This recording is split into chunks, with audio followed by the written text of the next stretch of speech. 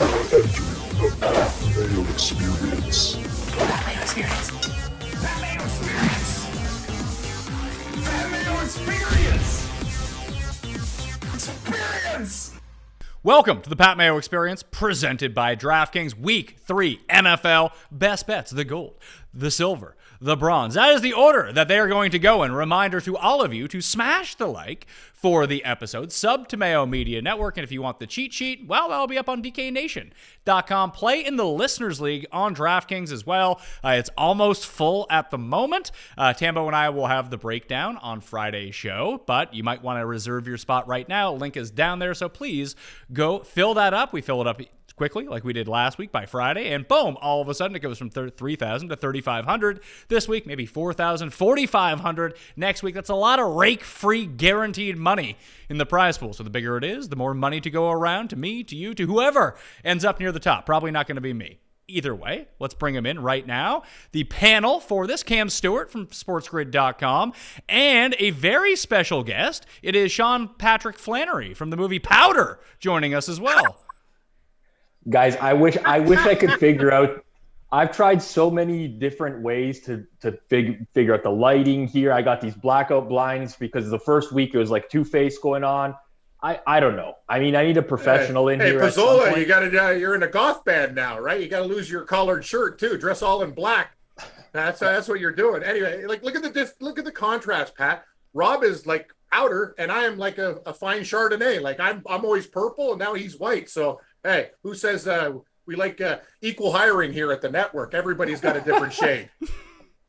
Last week, we did pretty well. Rob, you're off to the hottest start of anyone right now. The gold picks are no longer undefeated for the season. Cam, you lost to gold, Carolina, because they're terrible. Couldn't come through for you. However, you did hit your silver. You did hit your bronze. You were 2-1. I hit my gold and silver in the luckiest way possible and lost my bronze. So I'm now 2-0 gold, 2-0 silver, and 0-2 with the bronze. And Pizzola, 2-0 gold, 2-0 silver, and he lost his bronze last week, so he's 1-1. Good for you, Pizzola. 5-1 to start the year, Rob.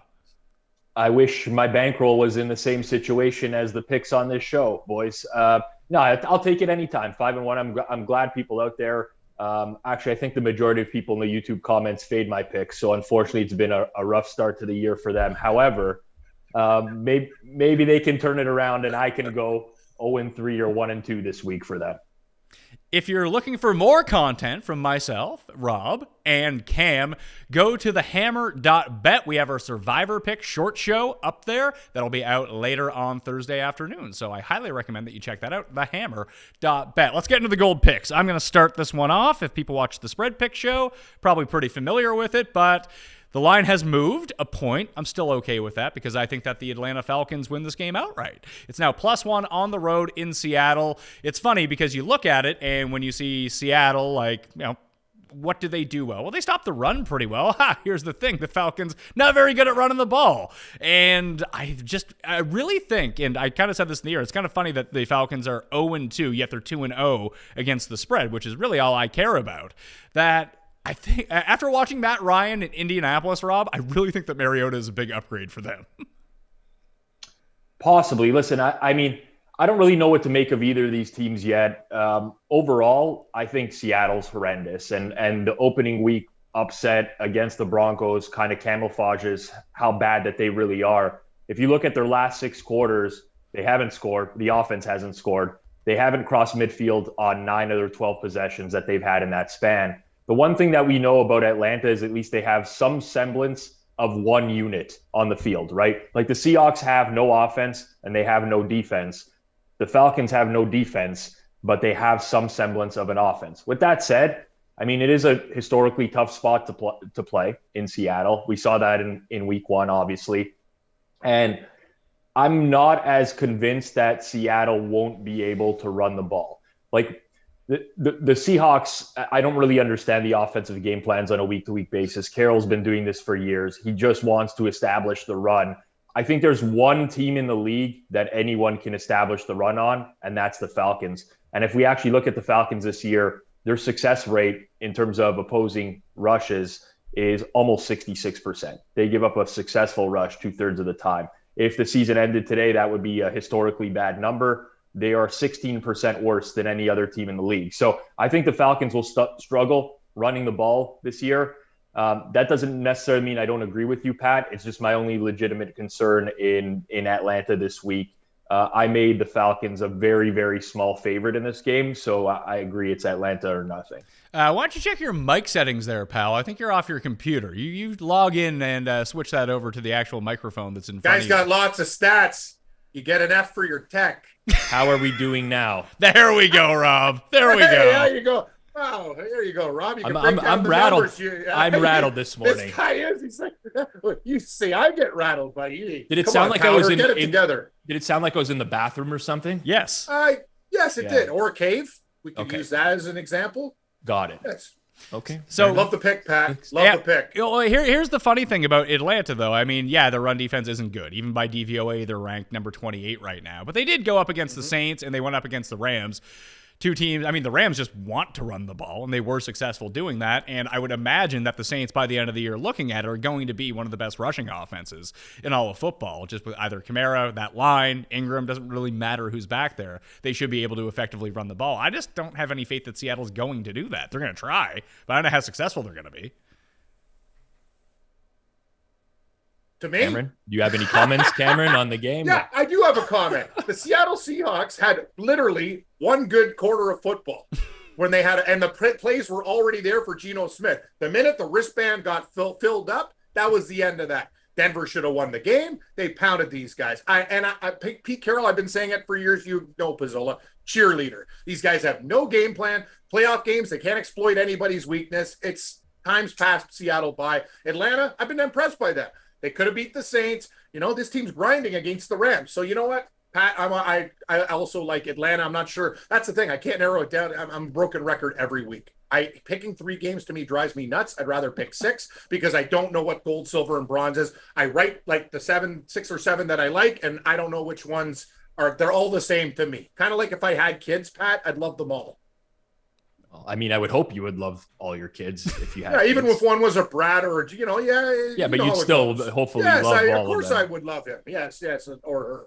Okay. Yes. I'm just. I wish I was a father, actually. It gets lonely here doing these shows all the time. I wouldn't mind like chucking the ball with a kid. Love your videos, Pat, with your children too. It's very exciting stuff. They seem like nice children. Very nice. They can be nice. They can be quite rambunctious. I'm sure that's all children at this point. They're now into a thing where they love pushing each other for no reason. So that's a lot. Oh, that's good. You should have seen when I was young with the neighbor down the street. The guy put the boxing gloves on us when we were like 5 years old. Okay, go attack. I was like, hey, at least I got to defend myself. It helped for hockey, but yeah, that things are a little bit different these days. But no, congratulations, Rob. You're like me. You have no kids, correct? You don't have Correct. A child. I just have my dog and your tortoise. and my freedom. Yeah, my freedom. And the tortoise. And the tortoise. He's still Yes, around. he's Yeah. still around. People always talk about this freedom type thing. I mean, I get it being on the other side of it. What are you doing with all your freedom, Rob? You know what? I play Not some much. video games, pop up the Xbox. Cool. I go golfing, you know. I don't know. Oh, that's nice. Yeah. That's Pornhub. No, anyway, I don't know what he's doing, but yeah, Rob, I'll give him credit though. He's got a lot of business ventures on the go, Pat. So that keeps him quite busy. Yeah, well, I mean, it's clearly he's not going outside, so I mean, he should be doing something productive. Yes. Listen, I don't have from the cave. Pat, you have the media experience. I guess technically I have media experience too, but it's radio. So I mean, I wasn't used to having proper. Me and Cam, when we used to do radio shows, we did them in the dark. We turned all the lights off in the studio most of the time because it would get too hot underneath all those lights. You're and so I'd have right, to hear Rob. Cam complain the entire day about how hot it was in the studio. So But no, I'm not good. used to lighting. That was good though. That was good. No, you're right. I got to deal with my lighting. Ooh, the lights on. Some guy's calling you. You're 1 inch off. That's why I love radio. When I do one show, my radio show on Sunday, I walk up, Pat. I'm in my underwear. I don't even have to put a shirt on unless the guy wants to do the Zoom to see who's asking the next question or type in something. Last week we didn't have it running. Literally, it was almost like I was at the beach, gut hanging out, underwear. Bam, let's go. Radio rocks. Lights now are LED, so they don't get super hot like those old studio lights do. They don't. But they still are annoying when they're like in your face or in your background and stuff. Like, you're right though, Pat. They're not the same intensity as previous lights. But I asked you guys pre-show if this got any better, and you guys like, yeah, no, it's better. Well, it was better. But it's okay. It was better than when you first logged in. Like, that's what I was commenting on. I am in my office is in a room with a huge bay window to my left. Anyone who watched week 1, it was entirely lighting on my left side. Ever heard of curtains? I have full blackout blinds there right now. They're not working. They are working. The room is completely black. They're working perfectly. It's just he has like the spotlight on his face. Anyway, Rob, what's your gold pick? Gold pick. All right, fair enough. I'm also taking a line that is worse now than where I bet it. Doesn't really bother me. I still think that there is significant value. This is a very ugly pooch, I would say, this week. I like the Indianapolis Colts plus 5.5, minus 110 at DraftKings. I think this is a very big overreaction. So let's talk about the Colts. This is going to be their first home game. So we've only seen them play 2 games away from home right now. And they've really, really been offensively challenged in both of them. The Houston game, they gained 500 and something yards of total offense. They had 7 trips inside the Houston 40 that ended in 6 points. To me, that's a lot of luck that's involved with that. I think anyone who watched the Texans-Colts knows that final was a little bit misleading. Last week, they lose Michael Pittman and Alec Pierce. That's 2 of their top 3 receivers that are out going into the Jacksonville game. If there's one team in the league that I would say I do not want them without 2 of their top 3 receivers, it's probably the Indianapolis Colts. Pittman is tracking towards playing this week. Pierce is a full participant in practice. They will have their full complement of receivers. They get Shaq Leonard back on defense as well, which I think is huge for that defense. One of the more underrated players in the league. And I think someone who actually substantially matters for the point spread. I'm not a big believer in look ahead lines. I've talked about this kind of stuff before, but if you were to bet KC Indy last week, the spread was KC minus 3. There's been quite an adjustment this week based off of the fact that Indianapolis looks so horrible. They might be terrible. That's a possibility. I think the probability is that they're not. They're closer to what we thought prior to the season, and they will eventually get going. And Kansas City's win over the Chargers last week, a lot of that was smoke and mirrors as well. Yeah. That easily could have gone against them. Chargers implode like they usually do for the most part, leading the majority of that game. So I just think that this line is wrong.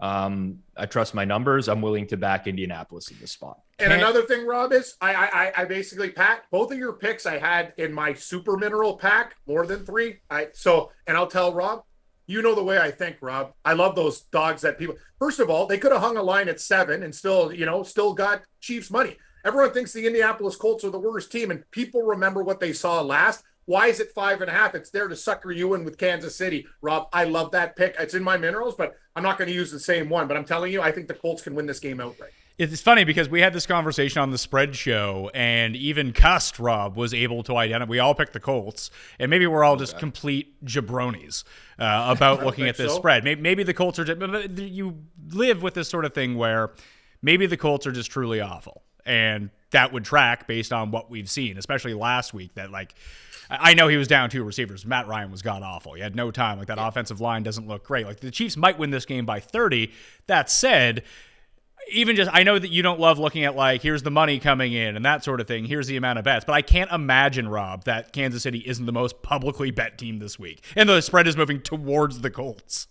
Yeah, I mean, listen, it doesn't factor into my equation. So, essentially, if lots of money's coming in on Kansas City and the line's moving towards the Colts, that means that anyone's accounts that's profiled as a sharp account that traditionally wins in the long run is likely betting the Colts in this game. That's why the sportsbook is moving it in the opposite direction. I mean, it's kind of like this myth that sportsbooks want 50-50 action on the game. They don't really care. They just want to have, quote unquote, the right side in the game. Listen, it's week 3 of the NFL, right? You have your priors going into the year. We all think we know what the teams are going into the year. We have months to bet these season win totals. We thought the Colts were going to be a double-digit win team. They were a team with a win total of 10.5. They were favored minus 120 to win the division going into the year. They've had 2 bad games. Obviously, you have to account for that. You can't just dismiss those completely, but it's very possible that the Colts just played on the low end of their range. Every team has a range, right? And they're going to play some bad games over the course of the year, and they're going to play some good games over the course of the year.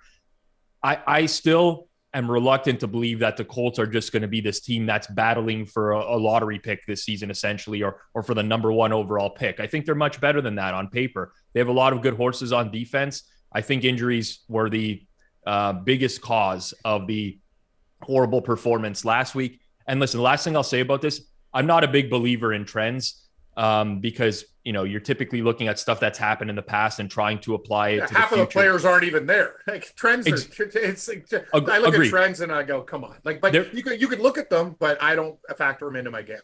Sure. There's a lot of team specific ones, this team dating back to 1977 under a full moon or whatever. But there are very strong trends that for teams that got shut out the week before.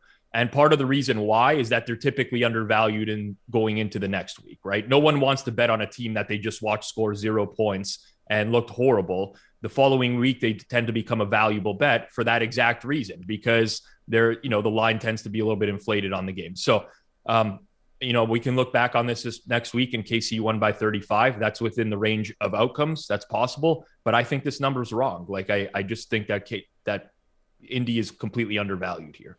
So Atlanta, Indy, Cam, have you decided on a gold selection yet? Well, both of you guys had my minerals, so I'm switching up my picks from basically the 6 and 7 picks that I have. You know what, Pat? I'm going to do something stupid. Like Rob took a leap of faith, and I like his reasoning. Actually, I like that. I love that Indianapolis pick. I'm taking Carolina. Oh, God. I know they're a bad. I know. No, Pat, you got to just listen to me on this one. The Saints have problems. They have Winston's hurt. It could be Big Ginger Andy Dalton. Carolina hasn't won a game yet. These guys are 0-2, divisional game. They've always played the Saints tough. Line goes to 2.5. I want 3, but I tell you guys, I'm always trying to get more from you. And, you're getting a little bit tighter. You used to let me, get a couple things in my grocery cart. Now you're like, no, that's not happening. Carolina is going to find a way at home to beat the Saints. I'm taking 2.5 points. Pat, I don't know. I'm looking at all these other games like Cincinnati, against the Jets and this and that. There's a lot of things I like, but I got to stick to my guns. I like Carolina at 3, so I'll like it at 2.5. Give me the damn Panthers again, just because they screwed me last week. See, I'm a big forgiving guy. Basically, the girl I'm dating, I know she's having an affair, but I have problems too. Come back to me, baby. We'll go to the keg for a nice steak, and let's go. Give me Carolina, those pesky cats, plus 2.5. The Panthers, Rob, are actually not pesky. They are a fucking Ponzi scheme. They're bad, and they've lost to 2 of the worst looking teams. I know the Giants are 0-2, but they're not good. And the Panthers found a way to lose to them. The Saints, I don't love the Saints like apparently everyone else did coming into the year, but it looks like Kamara is going to be back in this game. Who knows with Jameis? Like when you get Jameis down by 13, he's going to look terrible. But once he starts playing within himself in close games, he's actually been all right as a member of the Saints. I just think the Saints outclass them everywhere besides McCaffrey. It's possible. I think my biggest concern with Carolina is the coaching staff. I think Matt Rule's an idiot. I think Ben McAdoo, their offensive coordinator, might be the worst. If you group the head coaches, offensive coordinators, defensive coordinators in the league, he might be the worst of all of them. Horrible play calling on a week-to-week basis.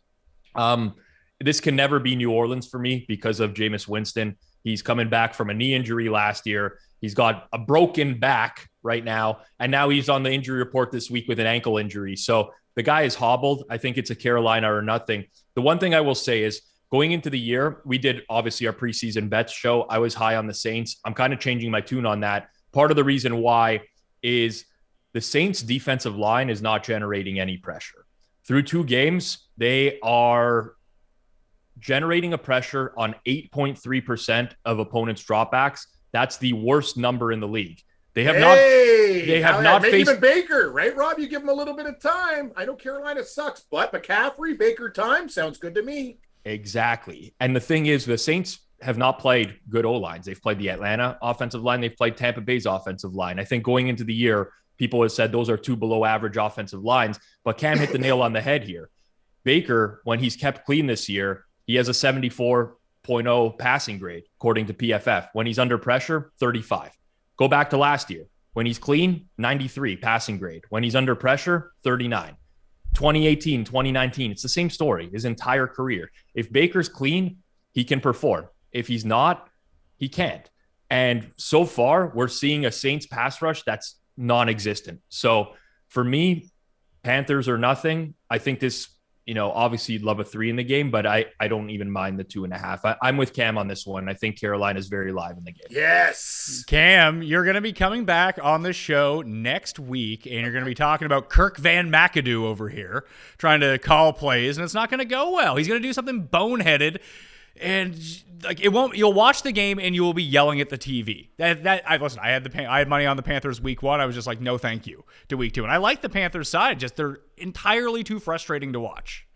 Pat, you're a smart guy, and this is the thing about betting the NFL, and you guys know this. Things change week to week. All these overreactions happening early in the season, like people are going, oh, yeah, like Kansas City's going to roll Indianapolis. Sure, as Rob said, they can't. But you have to look at the big picture and teams prior. This is a good matchup for Carolina. They used to beat these guys when Darnold was their quarterback. And I hate to say it, Baker Mayfield's a better quarterback when you give him time. They beat these guys in the division. They always play the Saints tough. And why is that line 2.5? People think it's free money gambling. Nothing. You don't get free lunches in the world, people. I know it's a risky pick, but give me those damn Panthers. Pat, I'm going to be like, I know the sound effects sometimes don't come through on the mic, but I'm telling you, just because a team pisses you off one week, I like to get back on them. I'm giving them another chance. See, I actually think that the Panthers are overvalued, Rob. When I was looking at the fewest amount of wins market right now, that the Panthers are currently 10-1 to have the fewest wins in football. It makes them like the 4th worst team or something like that. The heaviest favorite is Atlanta. You stack these teams up next to each other. Maybe it's just I love Atlanta too much, but Atlanta's better than the Panthers. I don't know that they are, personally. It's close. Yeah, I mean, I would make Carolina favored on neutral over Atlanta. With that said, but why? What is it that you see from the Panthers that makes them better than Atlanta? Their roster. I mean, like prior, yeah, their roster is what I see. So you would take the Carolina offense over the Atlanta offense? No. And you would take the defense like true, like this defense is like Atlanta's defense, as we talked about, not great. Better pass defense than run defense, which is more important. And they're actually getting a pass rush for the first time in years, which is somewhat shocking. Carolina's defense is like, okay, I feel like it's a paper tiger. That when you run a spreadsheet, it looks... They're the San Diego, now I'm Tim. They're the Los Angeles Chargers of defenses. Like, hey, the models love them, but in reality, they're not that good. Possibly, but I mean, if we look at the 2 games this year, if we look at week 1 against Cleveland, they held Cleveland to a much worse output offensively than the Jets did last week, if we're using a comparable. And I mean, against the Giants, they generated tons of pressure last week. They lose the game, but they didn't give up 20 points in it either. I don't know. I like even Atlanta's best defensive player, AJ Terrell, he's getting, he's been cooked so far this year. His passing grades in terms of defensively are poor. I'm not saying that Atlanta can't be better than Carolina, but like if you're going to give me a head-to-head matchup between the two today on a neutral and say who you picking to win, I'd still take Carolina. I mean, I think that seeing how good their defense looked by expectation against Daniel Jones and Jacoby Brissett is a bit much. You know what, Pat? We'll get a good barometer this week. If Carolina plays a game and beats the Saints, yes. If they get blown out in this game, then we might not be taking them very much longer. But I have to give them another chance. Rob digs deeper into the stats than I do. Sometimes I look at numbers. I do it all, but you got to trust the gut. And the gut told me the first thing when I looked at the board this week, I go, Carolina is going to beat the Saints, and I'm sticking to it. When you change picks, bad things happen. Agreed. And hey, you're the best gold picker of all of us, so maybe I should just tail you on this 1 year. Hey, 1 year. Rob's doing the best now. Well, no, give credit where credit's due. It's Rob and me. We're both undefeated with the gold picks. Oh, yeah, sorry. You give yourselves the old Barry Horowitz. I just want us all to win because the more we win, the better it is for everybody, right? We either Pat, it's like in life, we either suck. Like if we go 0-3 every week, people fade you. That's good. The worst thing you could be in gambling is 24-24. Like you either got to be good or you got to be lousy because in the middle it sucks. Yeah, like that's the great benefit of Cust, of why people like watching this show. And when he's on, exactly. Like he's so bad at picks, people just take. Rob, did you see? And by the way, did you see the Wagyu beef stuff? Like what's he talking? Ooh, like he's talking about like, oh yeah, me and my peri rub. I'm like, this kind of like, yes, it's a very it melts in your mouth. Yes, that's why it's expensive. It's the best damn beef in the world. I'm like. And I'm getting mocked for my peri dry rub take. Rob, you got to be on my back for this one. Like he was talking about like Wagyu beef, like it's some new invention. Like it's been around for a while. Anyway, and by the way, Cust, I love you as a person, but I just have to defend myself when those guys attack my cooking skills and spices. Rob, are you in? Is Wagyu beef your gold pick? Well, Wagyu's awesome. Obviously, I mean, I think the people who are down on Wagyu, it's because like it's hard to consume a lot of it, right? It's very rich. It's not like a traditional steak. It's more like eating butter than it is like eating steak. So some people give it a bad rap and like, oh, this is overrated because they go and try to eat like 9 ounces, 12 ounces of Wagyu. Like that's not what you're supposed to do. It's like a 2-3 ounce thing. Order a big Wagyu amongst your friends, cut it up. No, and I highly disagree. I pounded back 14 ounces the other night and I could have eaten 40. Pat, do I still sound okay? I just realized I'm not wearing a mic. Yeah, no, you sounded like Rob did before, but we let it go. I'm so sorry, man. I just did a show last night and No, that's it. Right, it's okay. You can take your shirt off too if you want to. not yet. Maybe later on in the season. We'll see how things go. All right, well, Rob, But I don't know where my mic is. it's fine. You sound fine. Listen, No, Cam. found it. Oh, no. This is, you want it to sound good. We give Rob shots. And, you know what, Rob, you could take one at me for being an absolute earbox, as Richard Garner used to say, stooge. I feel like it's deserved because I joined this morning on the Zoom call and you were, patting yourself. Oh, Pizzola, you don't know technology and this and that. And I got my perfect setup. I zoomed in on my screen. I just didn't realize my mic fell off and went through my shirt. Like, okay, but yes. No, I attacked you, and that's the karma I get. I should just be a nice guy, a nice bear instead of a grizzly that mauls people. I get it. Roberto, silver pick. I am just going to check the line here really quickly. Okay, I'm taking the Los Angeles Rams -3.5 at Arizona. I think Arizona still stinks, except for some fourth quarter garbage time scoring against the Chiefs and basically the final, 8 or 9 minutes of the game against the Raiders last Sunday. I think they've been extremely badly outplayed. If you strip out garbage time from this season, they have the 31st ranked offense in terms of EPA, only ahead of the Saints, marginally ahead of the Saints. That's how bad their offense has been. Their defense, dead last. But most importantly, I do think matchups are important in the NFL, and Arizona blitzes more than any team in the NFL. They have blitzed on 50% of their defensive plays this season, but they generate a pressure on just 1/3 of them. So they're blitzing a lot, but not generating as much pressure. What killed Matt Stafford in week 1 against Buffalo? Buffalo sent 1 blitz the entire game. They dropped everyone into coverage. Stafford is very good at beating the blitz. He sucks against coverage. I think Arizona needs to blitz right now because their secondary stinks. They have injuries in the secondary. It's not like they can play a coverage like other teams can because they don't have the bodies to do so. So I think that creates a very bad matchup for them this week against the Rams. I'm not putting too much stock into the Rams final last week. They were very comfortably ahead of the Falcons. And then a lot of shit just basically went haywire there. Block, punt, return, like anything. The safety at the end too. Like people don't understand. If you didn't watch that game, it got weird. I agree with you, Rob. They should have blown him out by more. Fun fact about that safety at the end of the game, it won me $2,000 on DraftKings. So that was fun.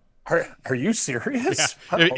I had Falcons D, and they scored the touchdown. It boosted me up in the standings, and those 2 points like did a leapfrog for me over like 13 people. And I ended up coming like 6th in some giant GPP.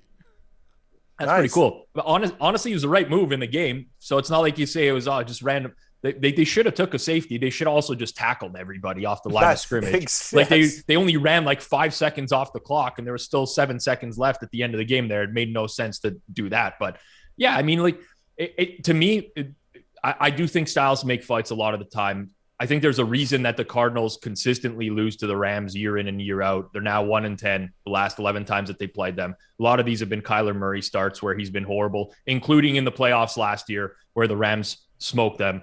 I think this is a short price. Money's come in on Arizona. I don't really care. I think the Cardinals are still a very fraudulent team. Yeah, this was going to be my bronze pick. I'll switch that up because I was deciding between two of them.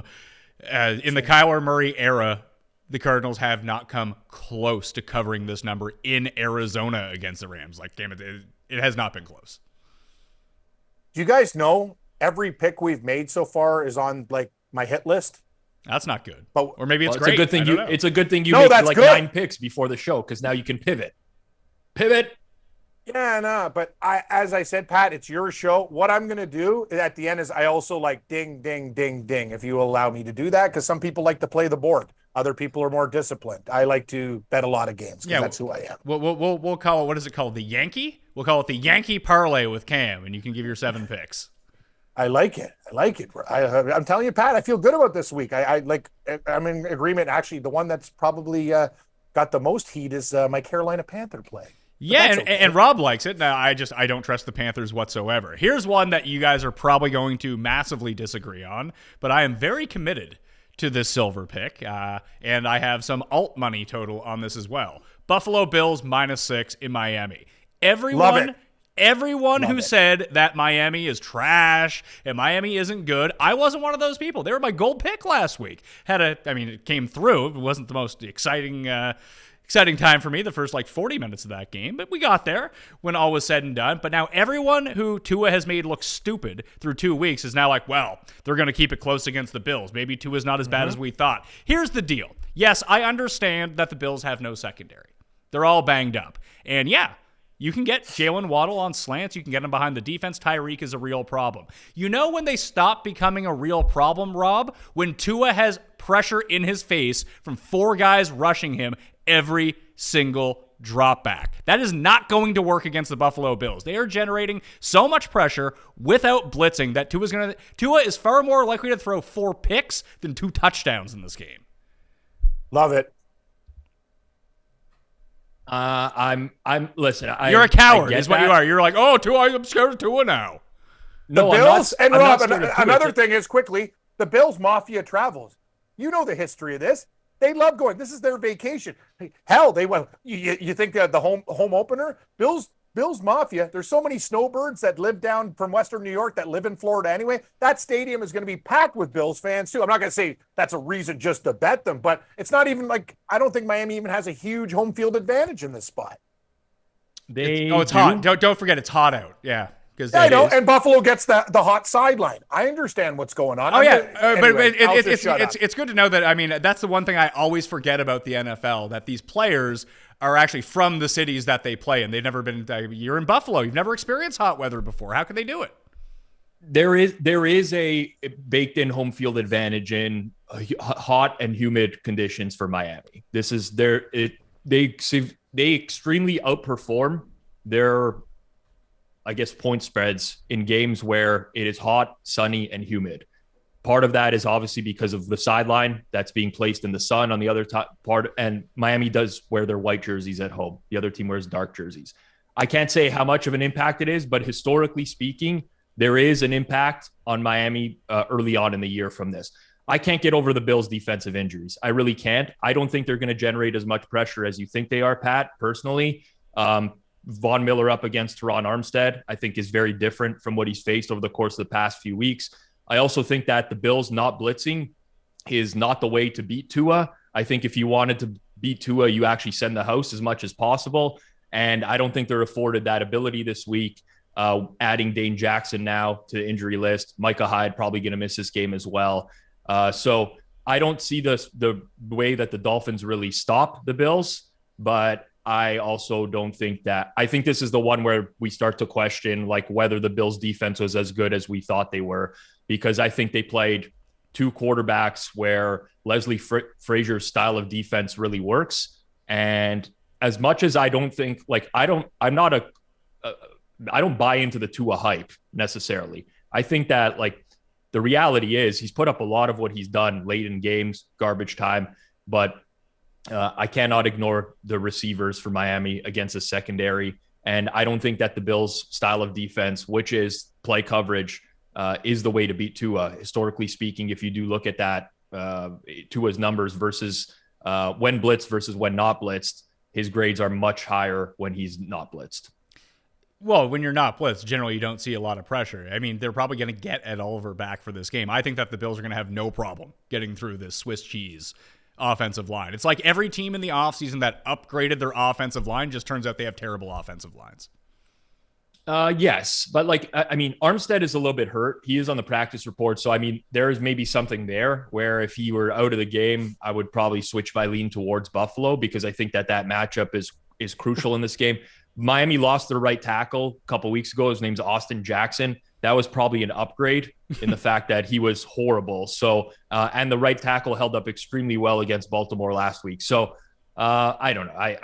My number is very close to 6 in this game. I don't really have many bad things to say about Buffalo other than that. I do think that the secondary issues are a problem for this game in specific.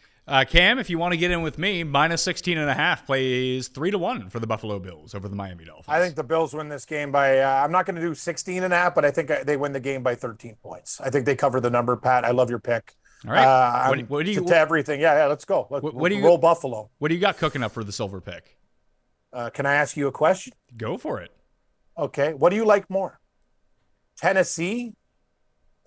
Raiders minus 1.5 versus Tennessee, or Denver plus 1.5 home to San Francisco? I like both those sides. I'd probably take Denver because I can't imagine anyone else is betting on Denver this week. And I am. Yeah, I like them too. Hey, everybody, it's Denver. Jimmy Garoppolo's coming back. Okay. Hey, Niners, what did they really do against Seattle? Not much when you think about it. Like you didn't even play that good in that game in Seattle. They're my team. They suck. They could be the worst team in the National Football League this year. This is a get-right spot. Everyone's down on Russell Wilson. I know they have some injuries, Rob, going into it. Judy's a little bit banged up, Surtain, but I think they're going to play. I think they're going to play because they're day-to-day. You know what? Denver at home, statement game here. Everybody's down on them. That's when I buy the stock. That's what I learned from my girlfriend who in business. You buy things, it's common sense. It's at its lowest point. I'll buy it. And Denver is not as bad as this start. They will get better. Give me the damn Denver Broncos plus 1.5 against San Francisco. I like this, Rob. I do too. So I have not bet this yet, but there's a pretty decent chance I will bet Denver this week, just depending on the injuries. Just wait till this is like 3.5 when everyone's chasing losses on Sunday night. Well, that's true as well. But like the injury report, I can't ignore it for Denver. Like it's obviously concerning. They do probably get I know KJ Hamler practiced yesterday, so maybe if Judy's out, they do get Hamler back. They're going to get an offensive lineman back in Billy Turner. But to me, it's Patrick Surtain and Randy Gregory who are not practicing on defense. That's going to open up some holes. Regardless, I don't see a scenario where I would make the 49ers favored in this game unless everything goes against Denver on the injury report and we get George Kittle back for San Fran, who I think is actually like a massive impact for that offense overall. No argument on my end. I think this is a Broncos or nothing. It just might be a nothing for me depending on how the injury report plays out. All right, well, Cam, let's keep this rolling then. Are you going to use Vegas as your bronze pick? I'm going to ask you another question. Kind of the same type of thing. I do like Vegas. Maybe that'll be in my extra amplified what do you call it? The Yankee parlay? Yeah, the big one. What do you guys think of the Washington Commanders against Philly? I worry that Washington can't stop the run, and that's a real problem against Philly. That's such a Cam pick, though. Philly overinflated. Oh, it's just I agree. Really want to take the Commanders. I agree with you, but like, I don't know. It's tough to. It's a divisional game too. Yeah, and you're dying to bet on the worst coordinators in football this week. You got Ben McAdoo already. You're going to get the Jack Del Rio experience on defense for Washington. You're right, Pizzola. Like when it comes to brain trust, not there, but probably good guys to drink with at the bar. True. Like agreed. I have a beer I with would say McAdoo and Del Rio would be great drinking buddies. They can go all night. Would you go to karaoke with Ben McAdoo? Yes, definitely. I'd sing a duet with him. I like Ben McAdoo. He seems like a cool guy. It's just unfortunate that he has to make decisions in National Football League games. But as a human being, I bet he's a great guy. I bet he's he seems like a real party machine. Yes, I like McAdoo. What else do I like? Oh, man. So you guys are kind of shutting down my Commanders. They call me Cam Commander on the show this week. Well, we're not shutting it down. I think both. I think I'm speaking on behalf of Pat here, but I think we're just indifferent on the game. Yes. Is more than anything. Fair enough. Indifferent. Fair enough. Oh, okay. You know what? I can't. See, I hate Pat. I need extended minerals. I can't do 3. It drives me in. It just makes me nuts. I just want to bet every game. I like it. What do you guys like the Raiders? Yeah, I like the Raiders. I like the Raiders. I mean, it kind of works against what you've been doing with the Colts, with Denver, Carolina, buying these undervalued teams. But I Tennessee might be already past the point of no return for injuries. Like Lewin's out for the year now. Yep. Okay, I'll take the Raiders. And if they don't cover and the Commanders do, I have to rethink my whole approach to this show and stick with my guns. But I like the family team aspect, and I'm still going to bet. Rob, I love the Colts, but I don't want us all to have the same. Commanders, I'll just bet it. You're right. Give me the Raiders. The Raiders had an epic collapse against Arizona last week, and I'll tell you, they are going to shred Tennessee. Buffalo didn't even bring their A game, and they embarrassed these guys. Hey, hopefully Willis comes back in the game. That was a train wreck. The Tennessee Titans, as I said at the start of the year, Rob, I'll give myself to Barry Horowitz. I said this team's going to suck. I have my wins under 9.5. I don't believe in them. I think the Raiders go in there and get it done. And what are we laying? 1.5? Yes. Go Raiders. The Raiders could be 2-0 right now. And obviously they're not because they've blown it late in games. But 1.5 seems like the right spread in this game. But I feel like this is Raiders by 10, Rob. I have no strong opinion. So there's 2 games this week where I would have loved to bet against both of those teams, and they're playing each other. This is one of them. The other one is the Monday Nighter, which is Dallas and the Giants. Train wreck. Kind of waiting for I was very disappointed looking at the schedule and seeing that these teams play each other. I echo everything you guys are saying about the Titans. I think huge problems now that the left tackle's gone. Derrick Henry's kind of fallen off a cliff as well. He's not getting the yards after contact that he used to. Make him run sideways. That just limits the offense. But the Raiders' offensive line is also quite terrible. I'm going to be concerned about them going forwards. I don't know that the Titans are the team that necessarily exposes that overall. I don't have a strong feel. I think I slightly lean to the Raiders, but just no strong feel on this game at all. Per DVOA, the 2 worst teams in football overall are the Colts and the Titans, Rob. Yeah. That sounds about right. Yeah. That sounds about right. Do you got a bronze pick? I'll go with the team with the worst DVOA offense through the first 2 weeks of the season, which is the Cincinnati Bengals. This is what I'm talking about. Yes, Rob. Yes, they're going to murder the Jets, right? I don't know that they're going to murder the Jets. I like the Jets. It's very possible that the Bengals are just a heaping pile of garbage as well. But again, I deal with probabilities more so than anything. I'm not, I do think that what Dallas and Pittsburgh brought to the table in terms of having TJ Watt and Micah Parsons against Cincinnati, the Jets are a different breed. Like they're 30th in pass rush win rate this year in the league. They don't generate much of a pass rush.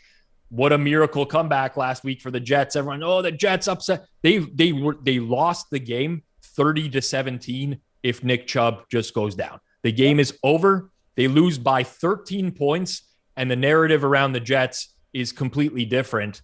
Everyone praising Joe Flacco last week. Take the final 2 minutes out of the game. The Jets offense was 20th in success rate out of the 32 teams that played last week. So I don't know. I think this is just I hate to use the get right game because maybe the Bengals are not going to get right, but I just think all the problems that the other defenses cause them in week 1 and 2 are not what the Jets do well on defense. And I'm just not high on the Jets offense either. And whatever we say about Cincinnati, their defense has actually played pretty well so far this year as well. So I'll lay it. I think this number should be closer to 7. I think just the adjustment over the course of 1 week. Cam did talk about liking Dallas last week, but I did. The Bengals were 7.5 point favorites against Dallas, and now they're on the other side. They're 5.5 in this game. So we've seen an adjustment through 7 because of last week's games. I don't know that shift is warranted. So, Rob, a question. An answer. I have an answer. Are those snakes on your shirt, or is that a coiled up snake, or is it just a design? They are. Part of the reason why is I was going to go with the Patriots as one of my picks this week, and I wanted a theme, the snakes as well. That's what I refer to. What the hell does a Patriot have to do with a snake? The entire franchise. It's not not meant to be literally a snake. Sorry, yeah, snakes. Yes, the deflate gate. Yes, I Right. get it. So, Yes. but that's kind of a reach there, Pat. Right? Snakes, and then I'm assuming Patriot. I get your theories, Rob. But No, anyway, I actually just he looks like the rattlesnake. It had nothing to do with the actual Patriots. I just made that up on the spot. You like the Patriots this week? I don't. I personally do, but Patriots are terrible. Mac Jones sucks. Patriots are another team that's played 2 road games this year, and we're judging them based off of the 2 road games. I'll agree with that, but I don't know. That game to me is an untouchable game. I want to take Baltimore, but I'm staying away. I'm not betting New England either. And I bet the board, I'm not touching that game. It's funny. There's a lot of games that I do like. Oh, Cal, you know what, Cam? I'm going to give you +3 on the Carolina Panthers. You know what, Pat? That's what I love about you. I was just going to ask. I refreshed it, and it's 3. Thank you for being true. And I'm on the site right now. No BS. Carolina went to 3. Pat, keen eye, buddy. I was just going to say that after the snake comment with Rob's shirt there. Can I get 3? I'm ahead of you on it. We're okay. I just saw it move to 3. We're good. It actually worked against me for my bronze pick. Maybe I need a new bronze pick here. I like the Steelers on Thursday night a lot. I bet it at 5.5 when it opened. It's down to 4 now. I actually like the over in this game too. I think the people are short week. 2 like bad offenses just means defensive scores in my mind, and just we've seen this happen a bunch. Like when the total is under 45 on Thursday Night Football, I believe the over hits around like a 70% rate, something crazy like that. And it's just usually lack of preparation. There's a bunch of injuries in this game. It's not that I like the Pittsburgh offense. I do like the Pittsburgh defense. I like the Browns offensive line. So I think you're going to see a lot of running, and you're going to see a potential turnover and opportunistic play from the Steelers here. Yeah, lost a hook as it goes along. So I'll run these ones by you guys. So, Rob, I have it down to the Steelers, the Lions, the Ravens, and now the Texans now that they're back at +3. You want to start, Rob? I like Cleveland. I like Cleveland on Thursday. That's just me, though. I think I'm on an island. No, I'm with you. I think that the weather, like the winds, are more conducive to favoring Cleveland in the game. Pittsburgh can't run the ball, and they can't throw the ball. I don't know how they're going to score. No, that's a good point. Pat, I lean Lions. Haven't bet it yet. The other one, I lean Texans. And what was your other selection? It was going to be the Ravens against New England, because New England, as I told you, New England's bad. That game's dead to me. I take the Lions or Texans. Houston's gone back to 3. Yeah, Houston just dropped back to 3. So my opinion is that needing Chicago to win by 4 to win a bet is a very bad bet, in my opinion. That's not to say that Houston's good, because I think the Texans offense is horrible as well. But needing Chicago to win by 4, I could never possibly place that bet. So I think out of all the ones you listed, Houston is the best. Well, this was sort of the same thing. I mean, that's the reason why I know the Jets should not have covered last week and lost, but they didn't. They ended up covering just when it was 5.5, and even with 4. Like, do I really want to lay 4 points with Jacoby Brissett? I do not. I really don't. It's not that I put it this way. If it was the reverse spread, I would take the Browns. Like, just make this game a pick 'em, because they're 2 terrible quarterbacks. I get it. And a lot of these games between Pittsburgh and Cleveland have been close over the years as well. And that includes with the corpse of Ben Roethlisberger at quarterback. For me, it's just, honestly, I've upgraded Cleveland because of the weather. It's 20-mile-an-hour winds. I think this is a very heavy running game. I think that the Browns are better at both lines of scrimmage, and they can really run on anyone at the end of the day. Whereas Pittsburgh, I just have no faith. Like, I could see this being a, 13. I don't even know if they're going to be kicking field goals in the wind or not, but like a 13-3, 13-6 type of thing. I think the Browns win 20-9. It's a lot of field goals in the wind. 9. Sometimes the wind will change directions, though, Rob, depending on which team is going down the field.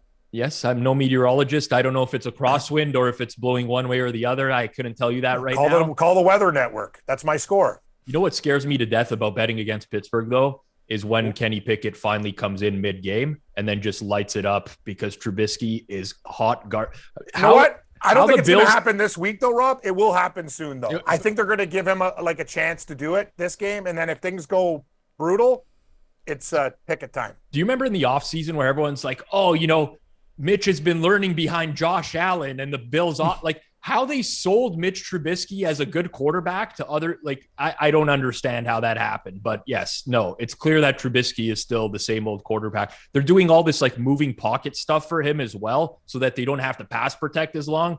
It's not working. Nothing's working with the Steelers offense, but yeah, I mean, we'll see. I think that's going to, if there was ever a Thursday night football game that I'm going to fall asleep on the couch to, it's going to be the Browns and Steelers. So Houston +3 will be my bronze selection for the week. The Texans have legit not been bad so far this year. Yep. And I mean, I know that they won week 1, but Chicago looked like ass on Sunday night. It's just they're throwing 11 times a game and they're down by 20. You want to? This is a stat that almost sounds made up, but the Bears have blitzed 1 time this season in 2 games. That's bullshit. And they've generated a pressure on 41% of opposing dropbacks. It doesn't make any sense to me. This is my concern with Houston, is that Davis Mills absolutely sucks when he's under. He's the worst quarterback in the league under pressure, statistically speaking. With that said, who is going to lay 3 points? I don't understand who's going to lay 3 points with Chicago. I don't get it. Like their offense is horrible. Their defense is horrible. At least with Houston, they have a semblance of a defense, right? Like Houston through 2 weeks. Okay. They gave up the 500 yards to the Colts in week 1, but they forced some turnovers. They got some stops. Last week against Denver, defense held up.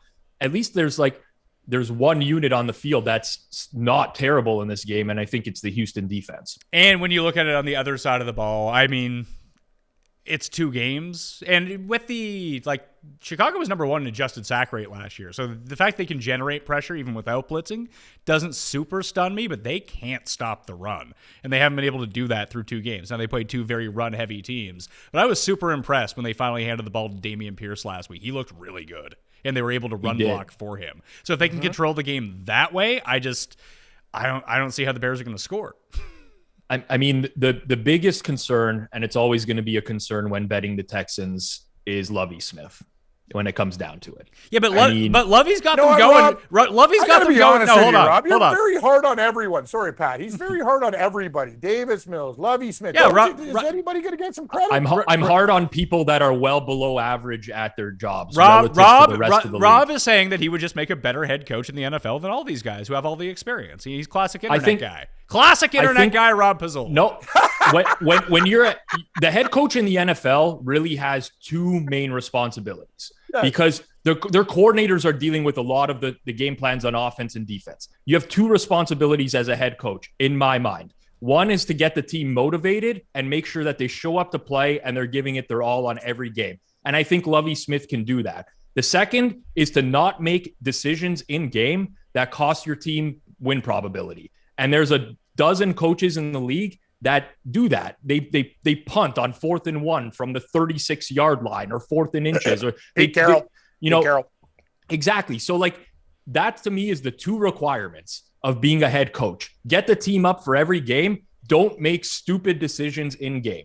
And if you can't do both of them, then I don't really respect you as a head coach, because there's Dan Campbell. I love that guy because he gets the team motivated. And he's analytically savvy as well. He makes proper decisions in game. There's so many of those coaches around. It should not be that difficult. So when I trash Lovie Smith, it's because he's constantly making decisions in game that put his team at a disadvantage. And when you're betting, you obviously don't want that.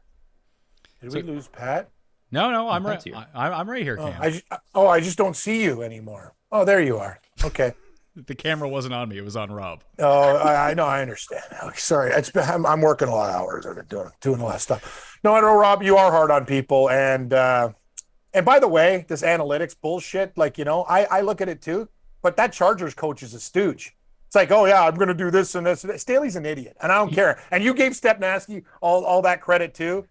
Whatever, man. You got to feel the flow of the game. It's not just about numbers. It's about both. It's like gambling. Feel, research, numbers, lines, everything. It's not just about, the probability of this is blah. No, I don't give a fuck about the probability. Well, actually, the game. He's feeling the game this year, and it's not working out for them. He made some costly decisions against the Chiefs last week, but right.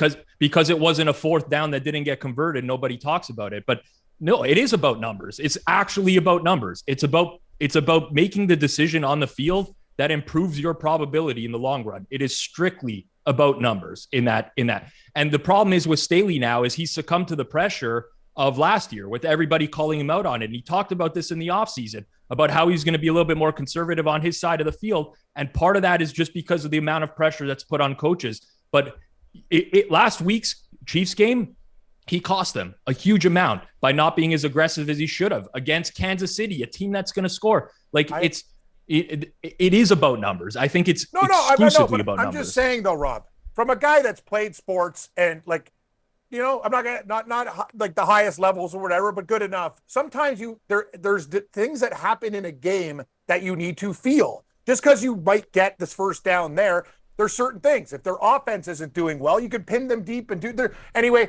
I agree with it. I think you should be aggressive, but you also have to know the flow of the game. You can't just it's not being played on a calculator, a computer. There's a lot of things going on, man. That's all I'm saying. But the people who knock analytics are not understanding that that's accounted for. I'm not knocking analytics. I'm just saying a lot of the time, just because something says go for it all the time, you got to think about both sides of the equation. That's all I'm saying. It does not say go for it all the time. This is the challenge. It's creating a probability that you're going to get the first down or the other team is not. So, for example, in game, you can say that we can't stop this opposing offense, so they're going to get the first down 80% of the time. You can adjust numbers and then make a decision based off of that.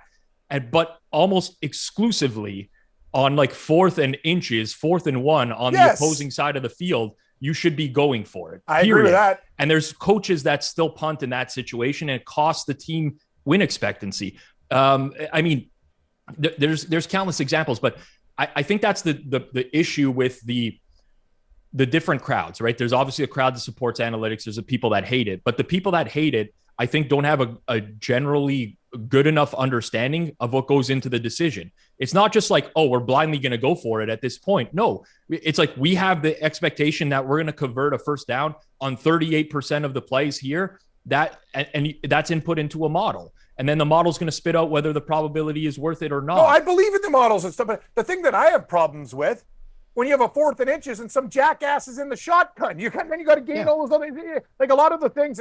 I will agree with this. It has to do with the play calling in the situations. But if you don't go for it on 4th and inches from like inside the 50, I agree with you. That's playing scared. I'm just saying sometimes you need to look at the other team and their ineffectiveness and put them in positions to even get worse. They punt, you get field position. Anyway, this is a story for another day, Rob, and I respect you. I know Pat's a numbers guy too. I respect the models. I think they're very important. I think coaches, though, my only point is I think you just got to feel games a little bit more, not just rely. That's just me. So I have not weighed in on this yet. I'm somewhere between both worlds on this, and probably more leaning towards Rob. But it sounds like you're leaning towards Rob too. You're just talking about it in a completely different way. I do think that there are certain situations where you kind of look at, like, I remember very vividly there was a Monday night game between the Browns and the Jets, and the Jets could not move the ball, and I think they were up like 17-0 or something like that. And I think it was like 4th and 3 from the 45 in Jets territory. The Browns had it. And they were like, we are just going to punt you the ball because you can't get a first down. Like, we don't even want to risk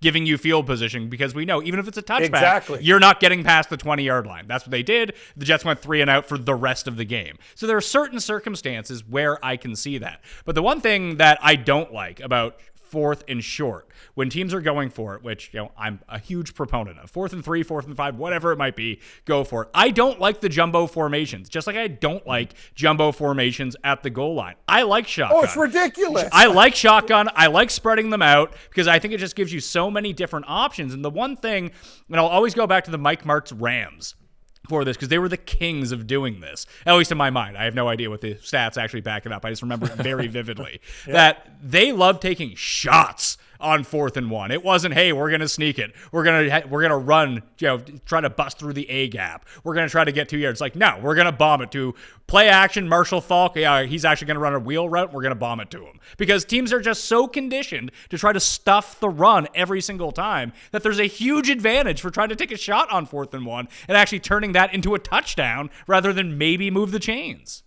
I agree with you. I mean, we have seen teams successfully do that over the course of the years.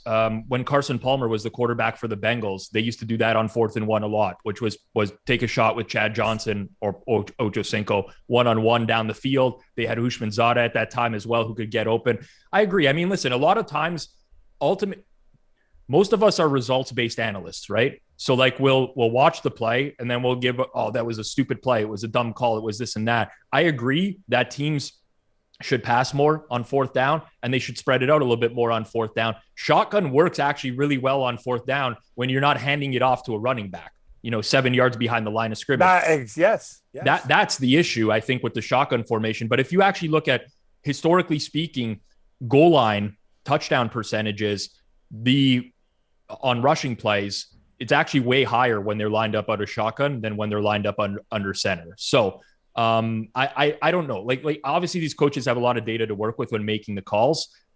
I think a lot of times we process things like when the Chargers go for 4 fourth downs and they go 0 for 4, everyone's like, oh, you cost yourselves the game. You didn't do, but like this decision making still could have been sound, and they just didn't execute on the plays, right? I think that's where I get back to it. It's just like make the sound decisions that improve win probability over time. I think, honestly, now that we've all talked about it, we are kind of in agreement on a lot of this. All right, well, that will do it on the Pat Mayo Experience. We're going to let Cam run through his Yankee selection. So which ones didn't we hit on that you like this week, Cam? Okay, so I took Denver, Carolina, and the Raiders, games that I love. Rob's Indianapolis Colts pick I love. Washington Commanders +6.5. Cincinnati. I love, actually, know what, Pizzola? I know I just went on this rant, and I'm not a caveman. I get the new world, but I love your picks this week. Washington +6.5. Cincinnati -4.5. Rams -3.5. At your Bills -5.5. Indy +5.5. Those ones didn't make my card. Sorry, they made my card, not on the show. All right. That will do it on the Pat Mayo Experience. Reminder once again that you can rent Powder at Blockbuster starring Rob Pizzola. Yes. Very you good. Head on down to Flemington Downs with Cam as well. Damn right. You can watch Cam every second on Sports Grid, except for like the hour that he records this show. You can check out robAtTheHammer.bet, where you can find the three of us doing our Survivor show as well. Reminder to smash the like, sub to the podcast, sub to the channel, and play in the DraftKings Listeners League. Link now available down in the description. It's almost full, so I highly recommend that you go do that right now. I'm Pat Mayo. Thank you for watching. I'll see you next time. Pat Mayo Experience! Experience!